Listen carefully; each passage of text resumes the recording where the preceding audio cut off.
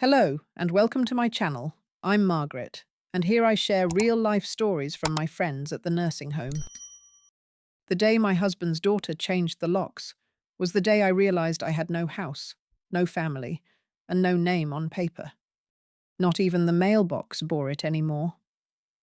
Templeton was gone from the brass slot out front, replaced with a sleek little label that read, M. Henderson, no soliciting.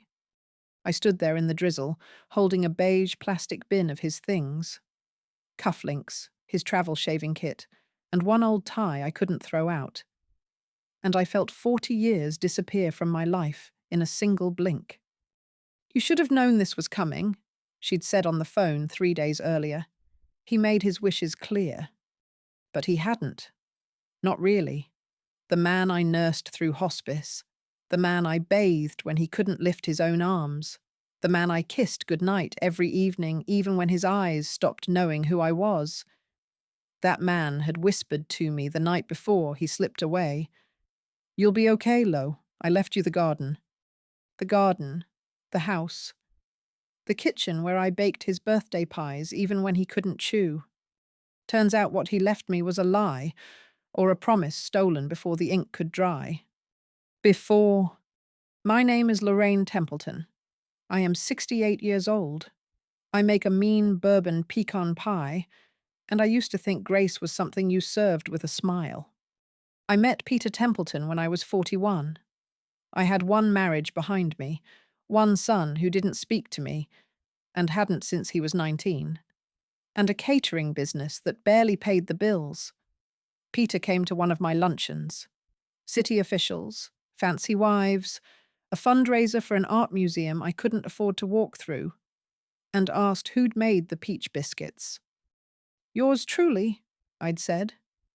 He'd smiled and said, "Then I'll need your name twice, once for the check and once for the dance floor." We married 2 years later. His daughter, Melanie, was 19 at the time. Polished, trim, already measuring people in calories and zip codes. She called me Lo like it was a slur. Never once Mom. Still, I tried. God knows I tried. I made her lentil stews when she turned vegan at 22. I sewed a button on her interview blazer the night before her first real estate internship. I even wrote a letter of recommendation when she applied for that executive condo complex board position. She never thanked me, but I wasn't doing it for thanks. I was doing it for Peter. And Peter loved me. He did. But in the end, love wasn't enough. The fall. When the cancer came, it came fast. Pancreatic, cruel, and sneaky. He was gone in less than 9 months. And in those last weeks, I became nurse, cook, accountant, cleaner, therapist. Melanie came by twice, once with flowers and once with a lawyer. "He wants things in order," she said briskly, not looking at him when he wheezed her name. "I've got a friend who specializes in elder affairs. You don't want Lorraine buried in paperwork." Buried? I didn't even know I was dying. Peter told me he'd signed over the house in a trust. He said I'd get a monthly disbursement. Nothing extravagant, just something to make sure I didn't have to go back to slaving over chafing dishes. I believed him. I sat beside him while he made out a list. Melanie would handle the lawyer. I would stay in the house. I would keep the garden. The rest, he said, didn't matter. But it did. Because Peter died on a Thursday, and by Monday, Melanie's voice on the phone was made of stone. "There's no trust in your name. Dad amended the will last month. Everything falls to me." I remember holding the receiver like it was a burning dish towel. I don't understand," he said. "There was nothing notarized. He was on pain meds. You know how it is. I'm sorry, Lo, but you're not legally entitled to anything." Not legally. But what about morally? Spiritually? 40 years of meals, care, loyalty? I was erased in under 90 seconds. Starting from a storage unit. I spent 2 nights in a motel on Route 41.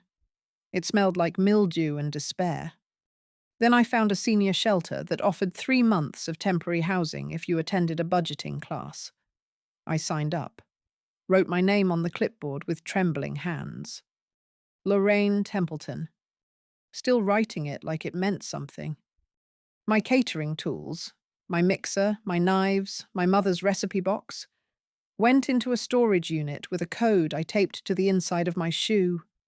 Every morning, I walked to the library, checked the job boards, printed coupons for soup kitchens. Once a week, I visited Peter's grave. His stone didn't mention me, just beloved father. No husband, no second act, no low. Grief isn't quiet. People think grief is slow and soft. It's not. It's loud in your chest. It rattles when you try to swallow. It knocks against your ribs when you're standing in line for canned goods. I was angry, not at Peter, not even at God. At her. At the way Melanie stood in that silk blouse at the funeral and shook hands like a senator's wife. At the way she squeezed my arm and said, "You did your best." My best? I gave up 10 years of my life to care for him. I let go of my business. I sold my own jewelry when insurance didn't cover the home nurse. And she stood at the pulpit and read his favorite poem like she'd held his hand through morphine and bedpans. I wanted to scream, but I didn't, because women like me, quiet, grey-haired, polite, don't scream. We remember. The call that changed everything. It was a rainy Tuesday, 4 months after the funeral. I was folding laundry in the shelter when my prepaid phone rang. The voice on the line was clipped, polite. "Mrs. Templeton? This is Beatrice at Saffron and Sage Catering. I was given your number by a former client, a Mr. Rickman. Said you used to do private luncheons?" My throat went dry. "I did," I said, "but I'm not currently operating." "Well," she said, "we're looking for short-term contract chefs for a private estate dinner. One-time event, 4 courses, high-profile guests. Your name came up as someone with southern flair." I nearly dropped the phone. "Where?" "Bridal Grove," she said. "It's a private gated community just outside Dunridge." My stomach turned. That was her neighborhood, Melanie's prized kingdom, the investment property she'd moved into before Peter was even gone. "Would you be willing to do a tasting next week?" Beatrice asked. I said yes before I could stop myself. Rehearsal. The tasting was held in a neutral test kitchen. Industrial stainless steel. Harsh lights. No warmth. But I came prepared. Sweet potato tartlets with goat cheese and thyme, bourbon-glazed pork medallions, buttermilk biscuits with orange blossom butter. When Beatrice took her first bite, she closed her eyes. "You're exactly what we need," she said. The client wanted elegant, but comforting. Something with heart. "Can you be available next Saturday?" "I can." "You'll prep here, then transport to the estate. We'll handle cleanup. You just cook." I nodded, signing the temporary contract with a borrowed pen. As I turned to leave, Beatrice added, "Oh, one last thing. You'll be working out of the home's main kitchen. The client wants it all plated on site." "What's the address?" I asked, already knowing. She handed me a printout. I looked down. 14 Huntersgate Lane. Melanie's house. The moment I stepped back into that kitchen, my knees went weak, not from fear, but memory. Same marble countertops I'd once scrubbed with lemon oil every Sunday morning. Same hanging copper pots Peter insisted were too fancy to use, though I'd used them anyway. Same double ovens, same brass pulls on the pantry door. But it didn't smell like home anymore. No lavender dish soap. No faint trace of cinnamon and dust. No jazz humming from the little speaker Peter mounted under the cabinet. Now it smelled like sterile success, air freshener and floor polish, as if someone had tried to erase the life from it. Melanie wasn't there, thank God. Just her assistant, a jittery woman named Kelsey in thick lashes and high heels, unsuited for tile. "This is the kitchen," she said unnecessarily. "We've cleared out the center island for your use. Do you need help unloading?" "No," I said gently, "I've got it." I worked quietly, carefully. From my old canvas catering bag, still smelling faintly of sage, I pulled out my grandmother's paring knife, my worn cutting board, a vintage pie tin wrapped in a towel. I set them out like holy objects. This was more than food. This was reclamation. By noon, the shallots were caramelizing, the duck was marinating, the biscuits were folded into layers so delicate you could hear the butter breathe. I moved through her kitchen like a ghost who had been buried alive. The guests arrived around 6. I stayed in the kitchen as agreed, plating, wiping, watching. But I heard the voices. Laughter. Champagne corks. That obnoxious little clink Melanie did when she tapped a glass. "Thank you all for coming," she said, her voice syrupy and smug.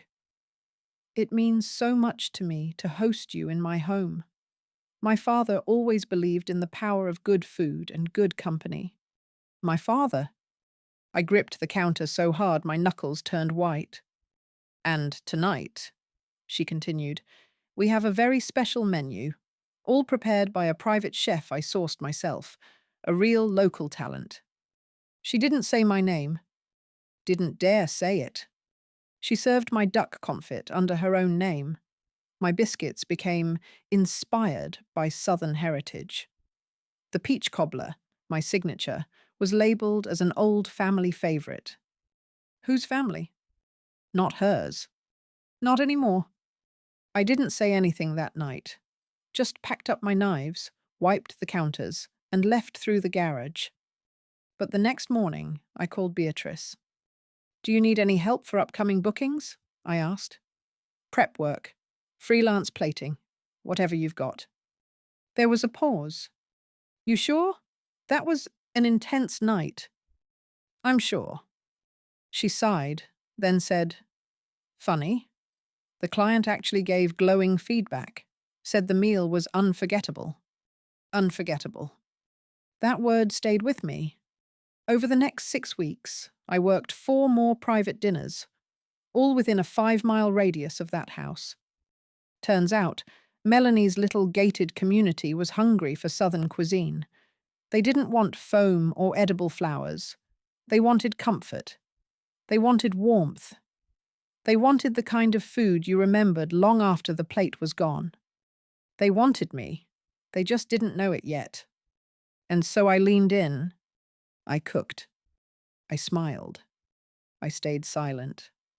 Until one night, Beatrice pulled me aside. "You ever thought about hosting your own event?" she asked. "A pop-up, maybe.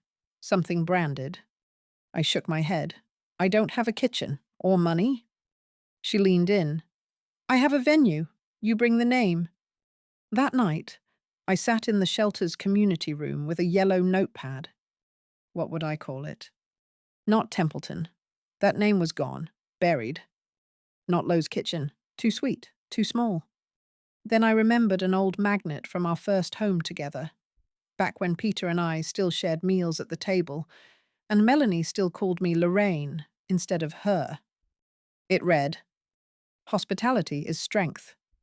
And beneath it, in fading cursive, LT. I tore the page from the notepad and wrote in big, shaky letters, "Strength Supper Club." A pop-up table for those who know what it means to serve and survive. Beatrice pulled some strings. An old carriage house behind a flower shop became our venue. One night only.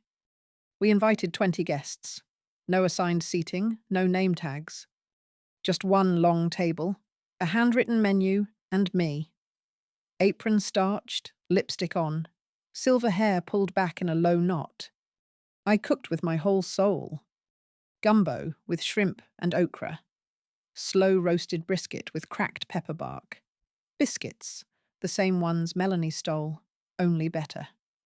At the end of the night, an older woman touched my wrist and said, This, this reminds me of my mother's Sundays, but with a story in every bite.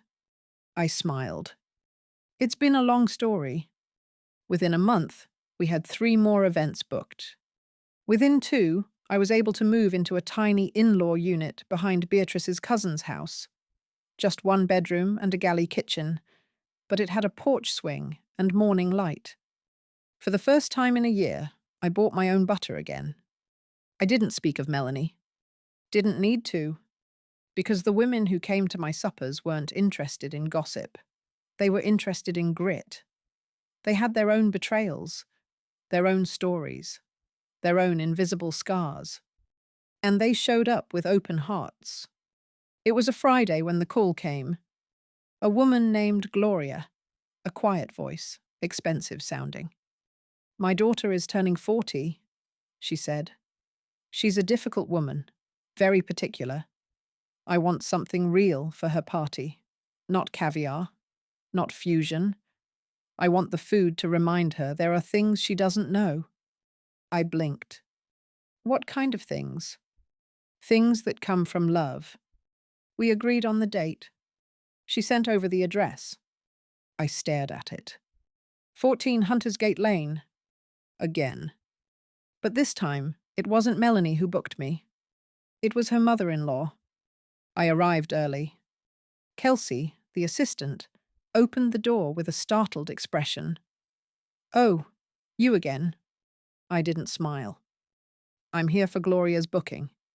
Right, she said, stepping aside. The house hadn't changed, still sterile, still perfect. But this time, I didn't flinch when I stepped inside. This time, I set up like I belonged. By 4 p.m., the duck was resting. The cobbler was cooling. The sweet tea was steeping. I wiped my hands on a towel and looked out the window. That garden Peter promised me. Melanie had replaced it with concrete pavers and a fire pit. Of course she had. They arrived slowly, mostly women, some men, a few kids with nannies. I stayed in the kitchen, per usual, plated, listened. Gloria's voice rose above the others. You know, she said, this menu was crafted by a woman I'd never met before. But when I tasted her biscuits, I cried. Soft laughter. No, really, she went on, because food doesn't lie. It tells you where someone's been. And this food, it's been somewhere. Someone clapped. Melanie's voice was next. Well, it's delicious, but we all know taste is subjective. I personally prefer a cleaner presentation. I took a deep breath. Gloria chuckled. Melanie, darling, sometimes life is messy. Good thing your chef knows how to make it sing. Silence. Then another voice. A man's, amused. Wait, didn't you use a chef for that fundraiser last year who made this same cobbler? Melanie hesitated. Yes, she said. But that woman was... I think she moved. I smiled in the kitchen. Still here, sweetheart. After dessert, Gloria entered the kitchen. She looked at me with eyes sharp as razors and warm as tea. You're the reason Peter smiled in those last few years, aren't you? She said softly. I froze. He told me once, she went on, that he wasn't afraid of dying because someone who knew how to tend things would be left behind. Someone who understood roots. I didn't speak. She reached into her purse and pulled out an envelope. I don't want anything from you, she said. I just want you to keep feeding people. I opened it later. Inside was a check, enough to buy a food truck, or a brick oven, or a garden. I bought the truck with Gloria's check, but I named it with my own spine. LTS Table. Hospitality is strength. Painted in soft blue script on the side of an old bread truck, I found through a retired mechanic in Dunridge, who took one look at my hands and said, Those are working hands. I'll give you a deal if you promise to feed me. Done. By May, the truck was up and running. By June, we had lines around the block: brunch plates, pie slices, boxed suppers. I used handwritten labels, twine around napkins, fresh mint clipped from pots near the window. Nothing fancy. Everything warm. And people came. They started soft. Did you hear she used to cook for the Hendersons? Melanie's old stepmother? She's the one who made the duck at that awful birthday party. But it didn't matter, because food has memory. It stays in your mouth longer than gossip does in the air. And my food, it remembered everything. The loneliness, the grief, the long nights in the shelter with powdered soup and a single bulb buzzing overhead. But it also remembered resilience. And that's what I served. The write-up came in July. A food blogger named Dana from Southern Table Stories stopped by and ordered the pimento cheese grits with seared tomatoes. She ate in silence, then walked up to the window and asked, "Who taught you to cook like that?" "My grandmother," I said, "and life." She grinned. "You've got a hell of a mouthfeel on grief." I laughed before I knew I was allowed to. Her article dropped 2 days later. LTS Table serves Southern food with soul, not because it's cute, but because the woman running it has lived enough to feed you everything you never knew you were hungry for. We sold out before noon for the next 3 weeks straight. It was bound to happen. Late August, heat baking off the pavement. I was restocking pecan pie slices at the window when a familiar voice cut through the crowd. That can't be her. I looked up. Melanie, standing in sunglasses, linen slacks, holding her phone like a badge of status. Her mouth was slightly open. "You're still—" She gestured vaguely at the truck, as if it were a hallucination. "You're doing this?" "I am," I said calmly. "Would you like a menu?" She blinked. "I thought you were— I mean, after the estate closed, I assumed you went back to Mississippi." I handed her a pie slice. "On the house," I said. "Family recipe." She stared at it like it might explode. Then, under her breath, "This isn't what Dad wanted." I tilted my head. "Are you sure about that?" Because Peter had always loved my pies. And more than that, he loved me. Even if he hadn't protected me like I thought he would, he had known. He'd whispered, "You'll be okay," not because he had secured the deed, but because he knew what I was made of. She took the pie, but she didn't eat it. That fall, a young woman approached the truck after closing. "I know this is weird," she said, "but would you ever cater a small wedding?" She was barely 30, nervous, clutching a vision board. "My mom says I'm being crazy," she confessed, "that no one serves chicken and biscuits at a wedding. But this—" She held up a half-eaten sandwich. "This feels like love." I blinked hard, then nodded. "Yes," I said, "it is." We did it under string lights in a field behind an old barn. 30 guests, quilts for chairs, pie instead of cake. I wore a blue apron and cried during the vows. The bride hugged me afterward and whispered, "This is what a home should taste like." And that was when the idea hit. I didn't want to just serve food anymore. I wanted to make a place. Not a restaurant, not a soup kitchen, something in between. A place where women like me, women who had been erased or discarded or talked over, could come and be seen, be fed, be proud. I talked to Beatrice, talked to Gloria, talked to the woman who'd booked me for the birthday dinner, and doors opened. Small ones, side ones, but enough. In February, I signed a lease on a run-down storefront next to a hair salon. I named it what I always wanted to be called: The Table. Simple, plain, true. We served Thursday dinners, no tips allowed, donations welcome. The rule was, no one eats alone. Every woman got a card at the door. "Tell us what you're reclaiming." Some wrote, "My time." Others, my name. One just wrote, my voice. And we pinned them on the wall like stars. One rainy night in March, I saw her. Melanie. No sunglasses this time. Hair wet, blouse wrinkled.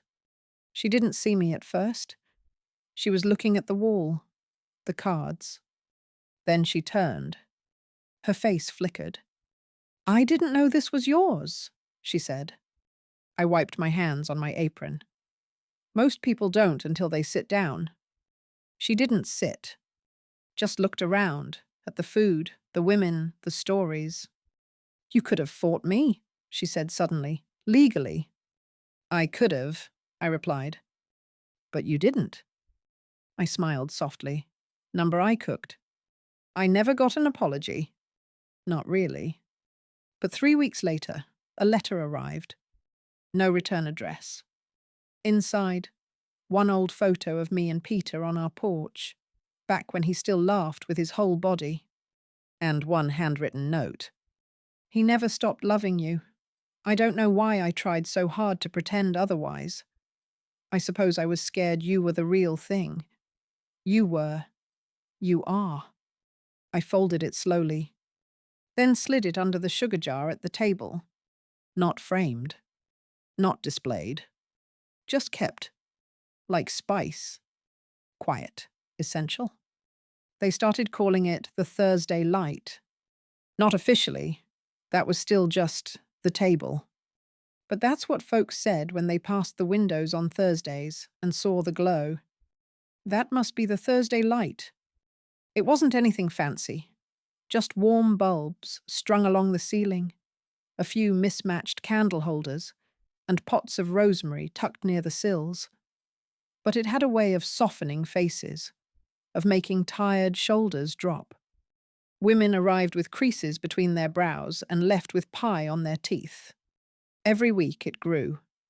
A few teachers came, then a nurse, then an old choir director who brought fresh greens from her backyard and said, I don't cook anymore, but I still know how to give. They weren't customers. They were something else, something better. We called them keepers, women who kept going, kept standing, kept remembering that they were still here. Sometimes I'd stay late just to breathe in the quiet after the dishes were done. I'd sit with a warm mug and look at the wall of cards.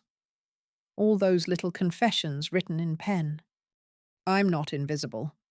I didn't deserve that. She was wrong about me. He didn't break me. I have worth. Every card was a page in someone's silent story, and together they made a kind of song. My song, too. Because I was still writing mine, even now. Even at 69.